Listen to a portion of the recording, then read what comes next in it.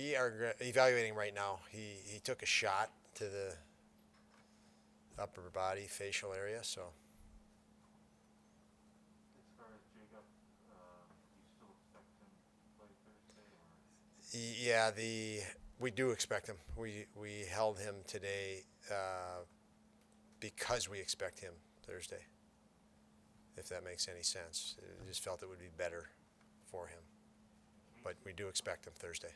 Sorry, is Casey on track maybe to play Thursday? You know, he is. And tomorrow's practice, we'll make a decision after that. Tried to get him as much pace and compete in some battle as we could today. Obviously, we've played a lot of games, so the practice couldn't be too long and taxing in duration as a result of that. But he got something, so it's definitely progress for him, a progression for him to get some battle, and he'll get more tomorrow. And we'll make a decision then, see how comfortable he is at that point.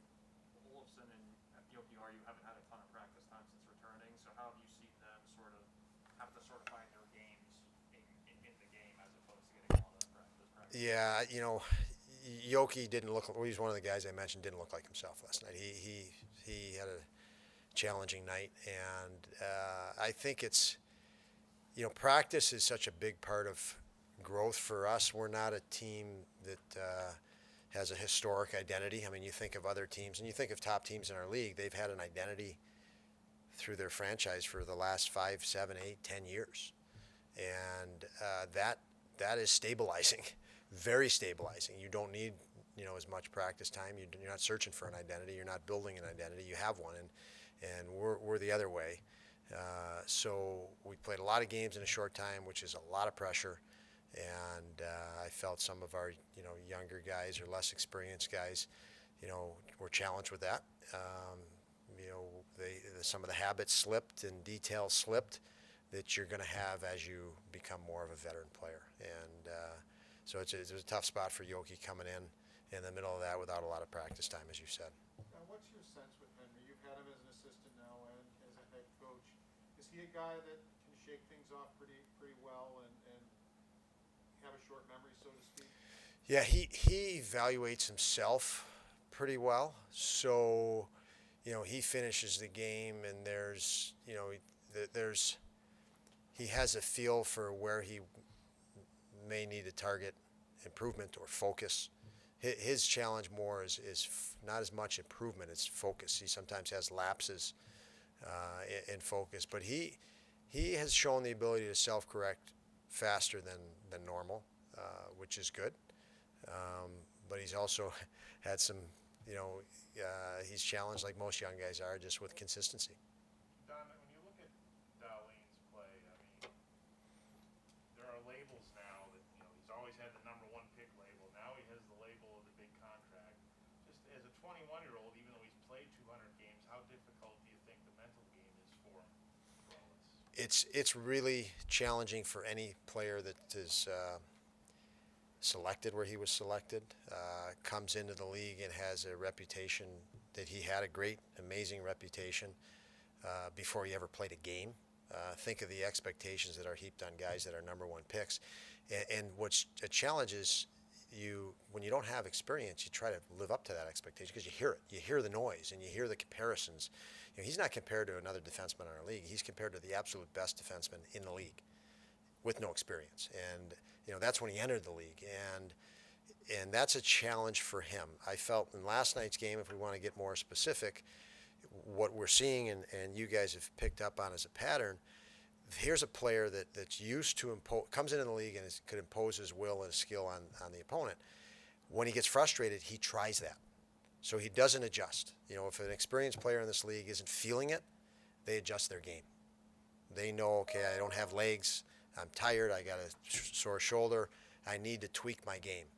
When he gets frustrated, he doesn't tweak his game, he forces things, he presses, and the second goal is a perfect example. The second goal against, he just pressed. He had an easy play wide open on the other side, and he tried to take it over himself, and he's got to learn to fight that urge and see. He would have saw the play if he didn't feel like he had to redeem himself from the first goal. He would have saw and made the play easily to Olafson on the other side. It's just he does it over and over. But again, he wanted to take it and say, I can correct this. I can make up for my last mistake. And you press then. And again, that's the difference. That's why, it's not, this issue's not going to be resolved by me yelling at him or screaming at him or benching him. He's got to make that mistake and learn from it. And that was the mistake. He tried too hard, if that makes sense. But you said in the past, or recent past, that he has gotten better at dealing with things like this.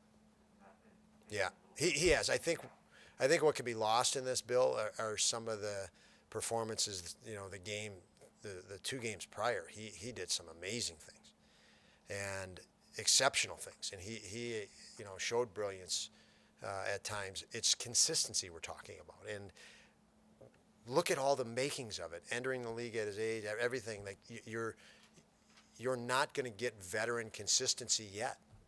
He's not there yet. And we have to allow him that time and that experience. And,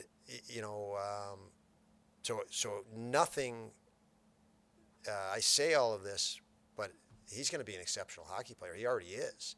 It's just, we want more exceptional more of the time. And unfortunately for him, he's in a situation where our team needs that. So when there is a mistake, we don't overcome it. If we win the game 5-4, we're not having any conversation on this, or very little conversation on this, because we had the ability to overcome mistakes, and we're getting to that point. We're going that direction anyway. So, this is unfortunate hiccup, but let's face it, it's going to happen. It happens flip on the channel, and every team every night has hiccups. Some teams are good enough to overcome them, but they happen. On the second goal, what could he have done better after the turnover? Well, he was flat-footed after the turnover. I mean, that's a tough one. You're already committed your inertia forward in making that play, so you're giving up 2 steps to your opposition at that point. So that's a tough one to overcome. I'd probably just take a penalty at that point. Would be it. I mean, honestly, when you're caught like that. So